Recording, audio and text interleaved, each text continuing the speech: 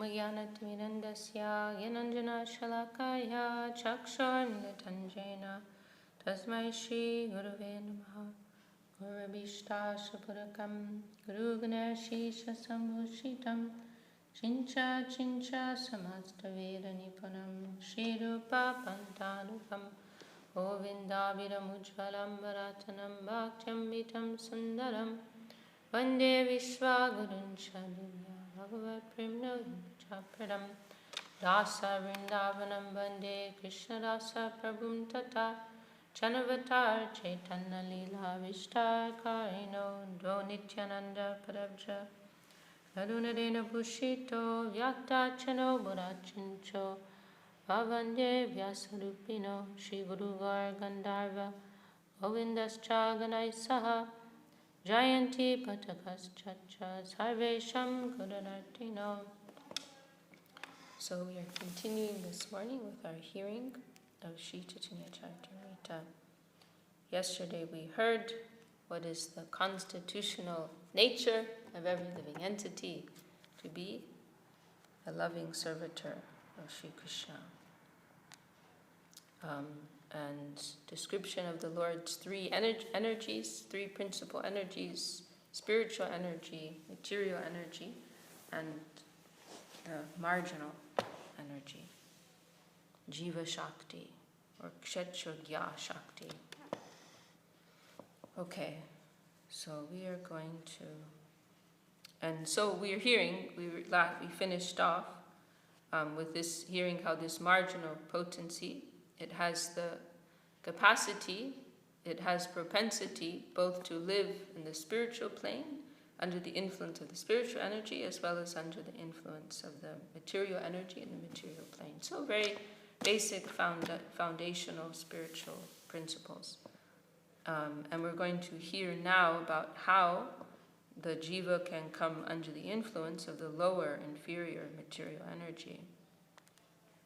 And this is actually a curious point, because although, as we know by experience, and we hear from the scriptures, the Jiva Shakti can come under the influence of the Jada Shakti, the material energy. At the same time, the Jiva Shakti is superior by nature to the Maya Shakti.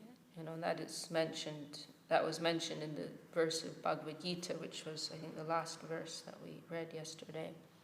So it's quite a curious point that the Jiva Shakti is superior to the Maya Shakti, yet the Jiva Shakti becomes subject to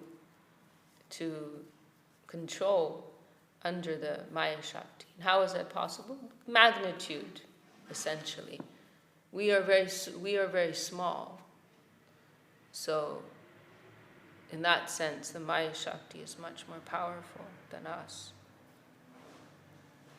And it is also our nature to come under the influence of another energy. So that can be either the material or the spiritual. Although inherently, in the deepest sense, we are most, as it is mentioned nicely in the beginning of Prapana Jivanamrita, we are inherently adaptable to that superior plane. Nevertheless, there are those who unfortunately come under the influence of the lower. And this is a point that can be discussed until the end of time. How is it possible? How is it possible? And we've heard persons, questioning our Gurudev and our Param Gurudev on this point, question after question after question. And ultimately, I don't know if there is an explanation that can satisfy our limited, rational intellect. Ultimately, we have to see it as something inconceivable. But we can get some idea. Srila Sridhar Maharaj has discussed the significance of free will. If there's free will, then there must be the possibility of entering the lower plane. Gurudev's also given the example that, this is one name, Tatastha literally means like on the bank. So there's that demarcation line. If you're like on the shore of the ocean, there's the waves are lapping up, and naturally some of the sand particles are getting washed into the ocean by the waves, and some of them are remaining on the shore. So the Jiva Shakti is described as being in a similar situation, where we're right on the margin between these two energies, and so it is natural that some will come under the influence of that, will be attracted by that, and come under the influence of that lower energy. Srila Sridhar Maharaj, maybe in Search for Sri Krishna, he mentions curiosity in some concoction.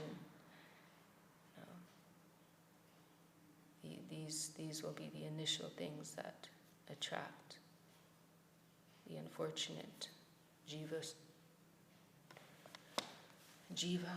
to enter the lower plane.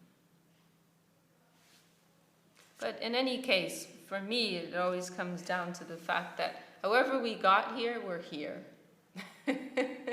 We can spend lifetimes trying to analyze how it happened and why it happened. But at the end of the day, we are here now, so let's make the best of a bad bargain and try to become free from this. We want to be progressive and vital and dynamic in our approach to Krishna consciousness. Okay, so we can continue. Now this is a well-known verse. Krishna boli se jiva nadi bahir muk ataiva mayatade de samsara duk. Forgetting Krishna, the living entity has been attracted by the external feature from time immemorial. So this is the key phrase, Krishna buli, forgetting Krishna. This is the root of all trouble. This is the origin of all trouble. Bhaktivinoda Thakur has a song in Sharanagati, very heart-rending song, beginning with that expression. Buliya tomade samsare asya te nanavita vyata. Forgetting you, my Lord, I entered this world, and what did I get? I got a lot of trouble. Buliya tomade samsare. Forgetting you, I entered into samsara. Pe nanavita vyata. And I received all kinds of troubles in return. Forgetting Krishna, the living entity has been attracted by the external feature from time immemorial. Therefore, the illusory energy, Maya, gives him all kinds of misery in his material existence. Kabo sarge utai, kabo nada ke dubai, tanya jane raja jino nadite chubai. In the material condition, the living entity is sometimes raised to higher planetary systems and material prosperity, and sometimes drowned in a hellish situation. His state is exactly like that of a criminal whom a king punishes by submerging him in water and then raising him again from the water.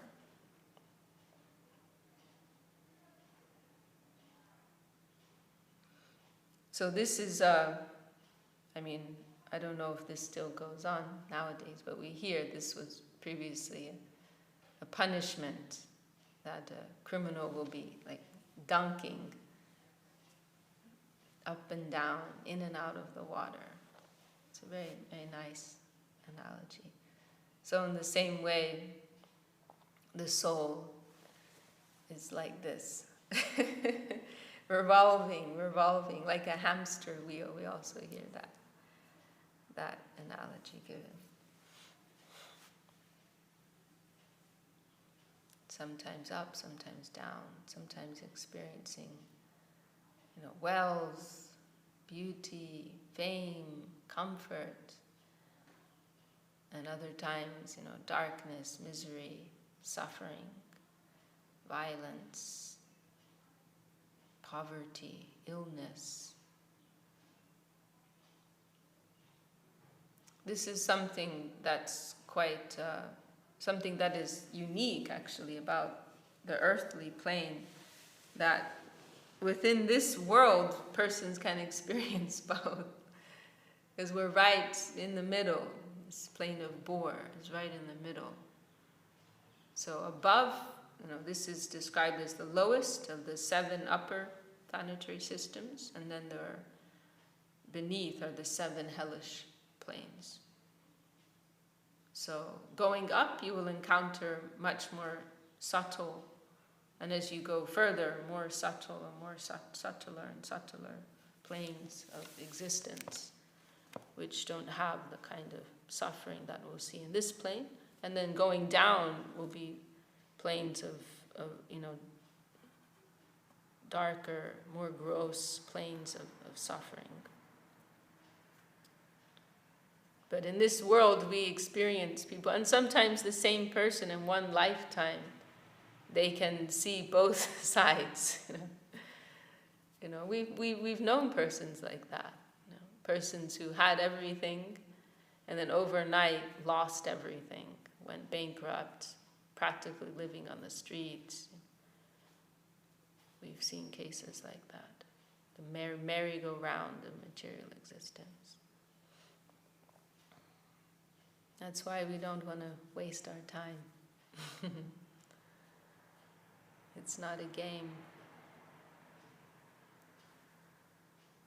I saw, maybe it was last year, one of these dome presentations created by Avadut Maharaj's team. One of these, 360-degree immersive domes, and they produced this film, animated film called Journey of a Yogi, depicting it starting from the lowest planet, and we're charting the journey of some particular soul, and charting his journey from the lowest planet going up to higher planets. And it was extremely and this was all, based on extensive research in the Vedas, what descriptions are there about the different planes of existence. It was very sobering for me. It was very extremely sobering. It's not a plane we want to get lost in. Not a plane where we want to get distracted by the fluffy bunnies on the roadside. We have to keep our focus. It's not a world to get comfortable in. Srila Swami Maharaj, he made that comment, the material world is like the bathroom. You just want to go in and get out. Not a place to hang out. Yeah, it's not a joke. It's not a joke. All kinds of horrible, strange, and degraded things. And we see that in this world. We may not be directly experiencing it ourselves, but we read in the newspaper what type of exploitation, what type of aggression is taking place, what type of ignorance is being expressed in different ways around the world. It is just heartbreaking to see that. So these things, they should serve as a wake-up call. Even though we may be in a relatively comfortable situation ourselves, remember what is the nature of this world. Kabu swarge utai, kabu nada ke dubai. Going up and going down. It's all, as Gurudev would say, it's all a passing show. We should not buy into the false veneer of an apparently glamorous and comfortable material life.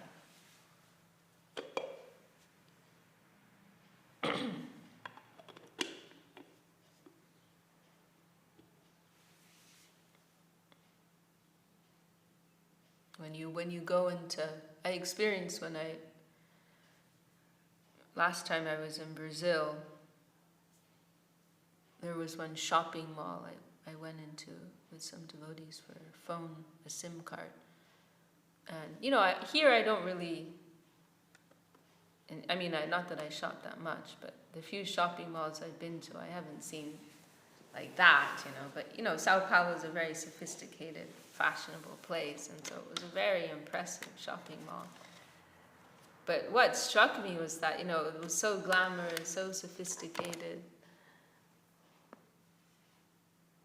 But what is behind all of that? What level of exploitation is behind all of that? We can't buy into the false advertising of Maya Devi. We have to be smart enough to overlook it, see past it.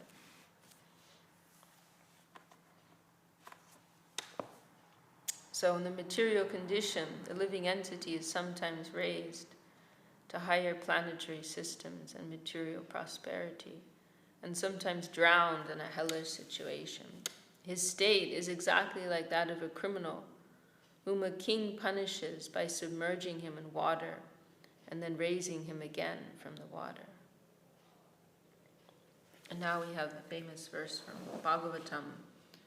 Bhayam dvitiya biniveshatasya ishar apetasya viparyo smriti tanmayayato buddha abhajet tam bhaktyayaka yesham guru deva tatma.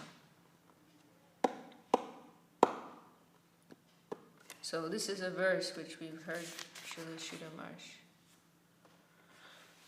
quote a number of times.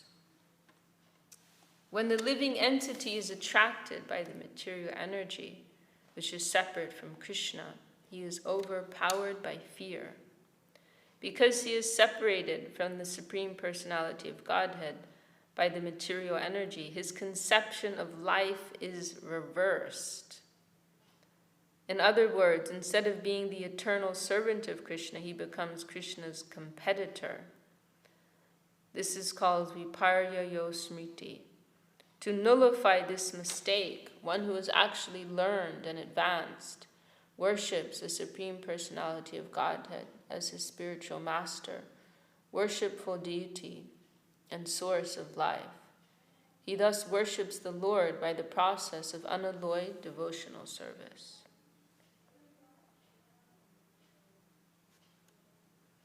So, very, very interesting verse, very profound verse. It's like, in a nutshell, laying out how we got here, what our situation is right now, and how we can become free. How did we get here? Because we turned away from Krishna. So what is our condition now as a result?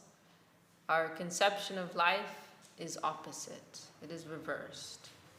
We conceive ourselves to be the opposite of who we are. So instead of identifying with ourselves as soul, we identify with this body, with this mind. Instead of identifying ourselves as servitors, we identify ourselves as enjoyers, as exploiters. And so then how does one become free from such a situation? Take shelter, Shri Guru, serve the Lord with devotion. And this first line is very significant. Bhayam dvitiya biniveshatasya. Literally what this first line means is that it's saying fear, this is a very profound point, fear arises through, dvitiya means a second. So from perceiving something second, from being absorbed in a second interest. So syat means arises. So fear arises from perceiving a second thing. So it means there's actually one interest, that is Krishna's interest, the absolute interest. And if we are in harmony with that, there's no need for fear. It is only when we're disconnected from that one absolute interest, we're perceiving some illusory second interest. We are absorbed in some illusory notion of there being another interest other than Krishna's interest. Then fear arises. because we are at odds with the current of absolute truth. So naturally there will be apprehension. We feel threatened. We all, subconsciously, there's this fear within us that the environment is not friendly. We have to assert our interest because others are not acknowledging the superiority of our interest. So there's this fear within us that the environment and others, they are working against our interest. But when we are in sync with the absolute interest, then we are seeing Krishna's will is everywhere. Not a blade of grass is moving without his will. So there's no need to be fearful. There's no need for apprehension. And last night we were hearing this chapter from Centenary Anthology, and there's a number of places where Srila Sridhar Maharaj discusses this verse, and he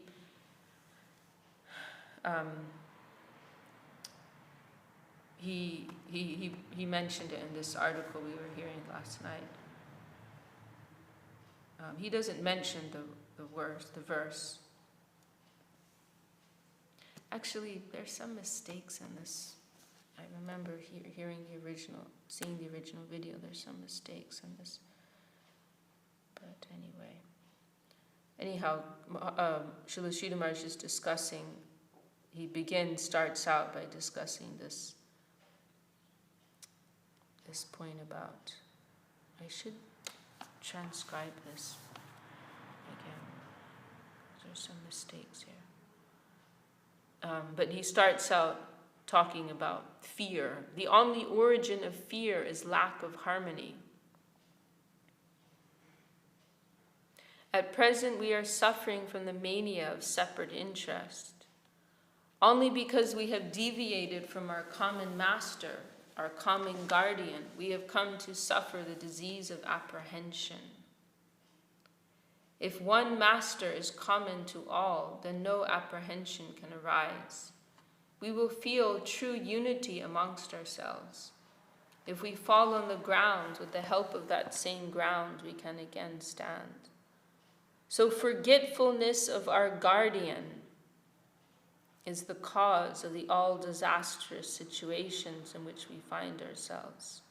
The only way to get out of that disaster is to be reinstated in the idea of common guardianship. And that is to be effected by the true sadhus who have not deviated from God consciousness. With their help, we have to appeal to the all-controlling agency. Then we can again be reinstated in that echelon where we have our master, under whose holy feet we are to take shelter. If we can accept this, harmony will again be installed in our lives. So we are always to be conscious of our guardian, the highest harmonizer, and that is true Krishna, true God consciousness. So lack of guardian consciousness, this is it. Srila Sridhar Maharaj renders it like that in another place. Lack of guardian consciousness. This is the origin of fear. Do not be in the consciousness that our guardian is overhead, our guardian is in control. His interest is synonymous with our own interest.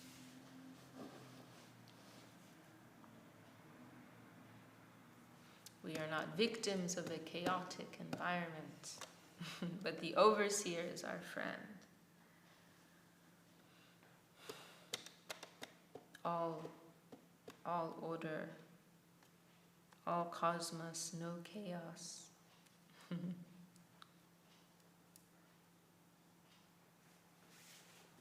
So this is a very helpful verse for us from Srimad Bhagavatam.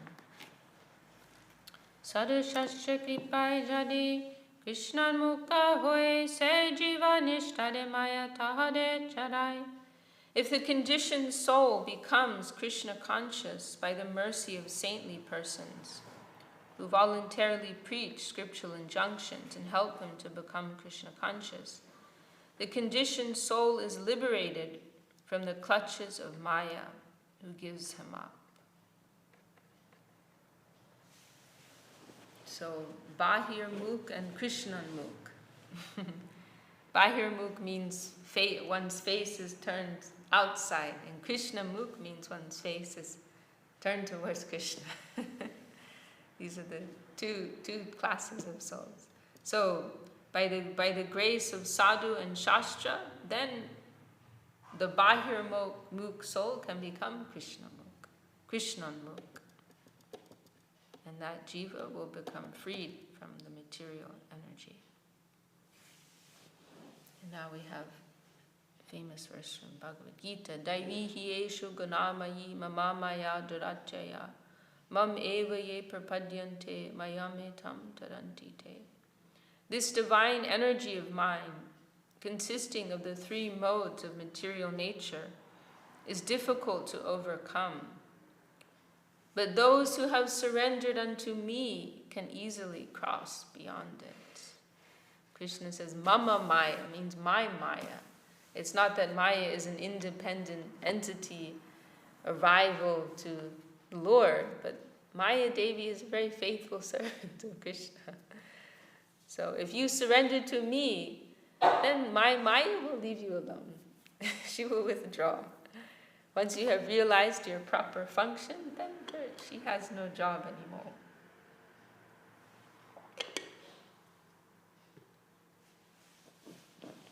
Maya mugda jivanahi swata Krishna gyam jivere kripai koila Krishna vera poran.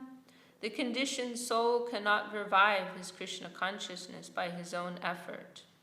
But out of causeless mercy, Lord Krishna compiled the Vedic literature and it supplements the Puranas. Shashtra Guru Atma Rupe Apanare Janan Krishna Mor Prabhu Chata Jiver Hoy Gyan. The forgetful conditioned soul is educated by Krishna through the Vedic literatures, the realized spiritual master, and the super soul. Through these, he can understand the Supreme Personality of Godhead as he is, and he can understand that Lord Krishna is his eternal master and deliverer from the clutches of Maya. In this way, one can acquire real knowledge of his conditioned life and can come to understand how to attain liberation. Veda Shastra Gohe Sambandha Abhideya Prayojan Krishna Prapya Sambandha Bhakti Prapya Sadan. The Vedic literatures give information about the living entity's eternal relationship with Krishna, which is called Sambandha. The living entity's understanding of this relationship and his acting accordingly is called Abhideya. Returning home back to Godhead is the ultimate goal of life and is called Prayojan. Abhideyanam Bhakti Prema Prayojan Purushartha Shiromani Prema Mahadan. Devotional service or sense activity for the satisfaction of the Lord is called Abhideya because it can develop one's original love of Godhead, which is the goal of life. This goal is the living entity's topmost interest and greatest wealth. Thus one attains the platform of transcendental loving service unto the Lord. So I'm not sure how clear that is, but essentially it's saying that the Vedas, they discuss three principal subject matters: Sambandha, Abhideya, and Prayojan. Sambandha, knowledge of what is the proper relationship between all persons and all things. What is the nature of existence? And Sambandha can be summarized by one word, Krishna, because ultimately everything in existence is a manifestation of Krishna and his energies. And then Abhideya and Prayojan. Prayojan meaning what is the goal of life, and that is summarized in one word as prema, divine love. And Abhideya, the means, the path to reach that objective, and that is summarized by the word bhakti. That through the practice of pure devotion, one can achieve the prayojan of prema. Krishna Madhurya Sevananda Praptir Kadan, Krishna Seva Kodayar, Krishna Rasa Svadan. When one attains the transcendental bliss of an intimate relationship with Krishna, he renders service to him and tastes the mellows of Krishna consciousness, tastes rasa.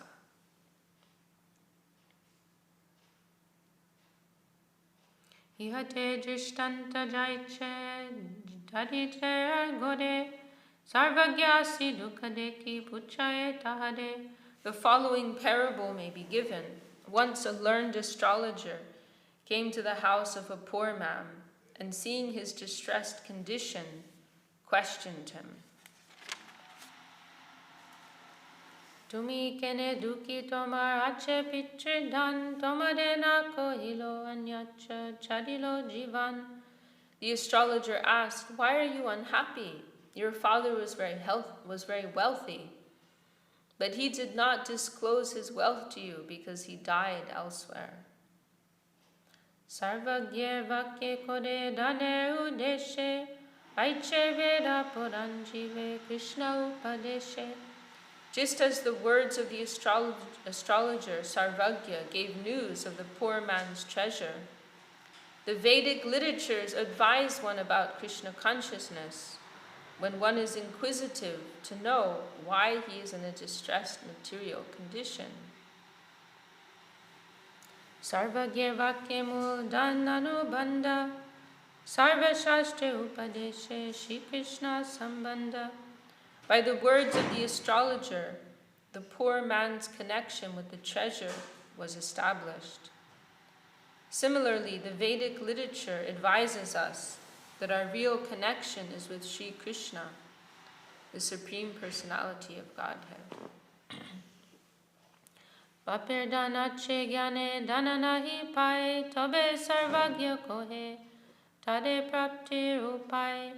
Although being assured of his father's treasure, the poor man cannot acquire this treasure by such knowledge alone. Therefore, the astrologer had to inform him of the means whereby he could actually find the treasure. Estane ache dan jadi dakine kudibe, bimadula baduli utibe, danana paibe. The astrologer said, "The treasure is in this place. But if you dig toward the southern side, the wasps and drones will rise, and you will not get your treasure." Paschime kudibe taha jaksha eka hoy, se vigya kudibe dane hatana padoy. If you dig on the western side, there is a ghost who will create such a disturbance that your hands will not even touch the treasure. Uttare kodile ache Krishna jagade, dananahi pabe kudite, gilibe sabade. If you dig on the northern side, there is a big black snake that will devour you if you attempt to dig up the treasure. Purvadike tate mati alpa kudite, daner jade padibeka tomar hatite. However, if you dig up a small quantity of dirt on the eastern side, your hands will immediately touch the pot of treasure. So he's saying, you have no need to be unhappy. Your treasure is right here. It's buried underneath your home. All you have to do is dig it up. However, you have to approach it in the proper way. And so these, and then there's a purport here, which we can go through. These different descriptions, they're referring to different approaches like Gyan and Karma, yoga systems, which ultimately will not lead to any lasting satisfaction. But if you approach through the eastern side, which represents the path of Bhakti, then very easily you can acquire your own wealth, which is right on your doorstep.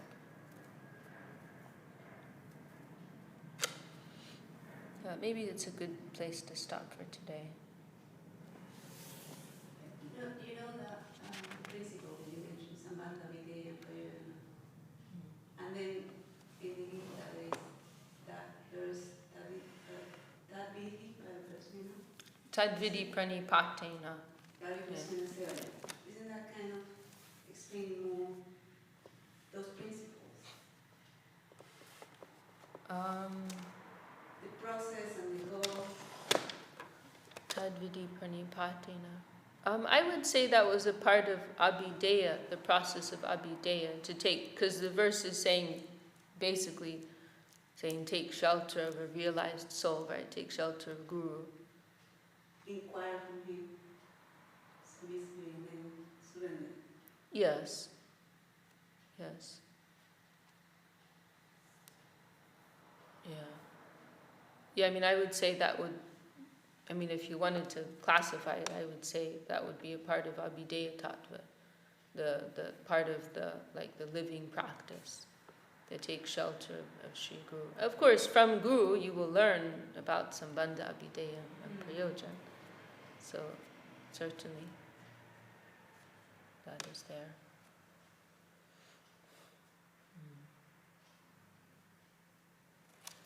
Jai Shri Chaitanya Chaitanya Taki Jai Krishnadas Kaviraj Jai. Do you want to sing, Dee?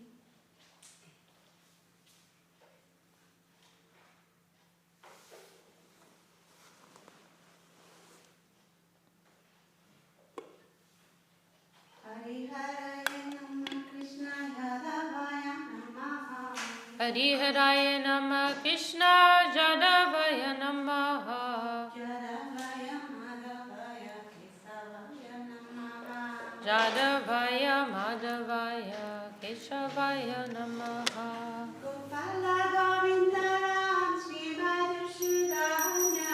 Gopal Govindaram Shimadusudana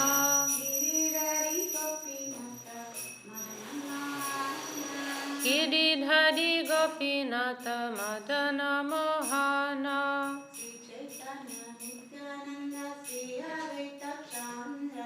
Sri Chaitanya Nityananda Sri Advaita Chandra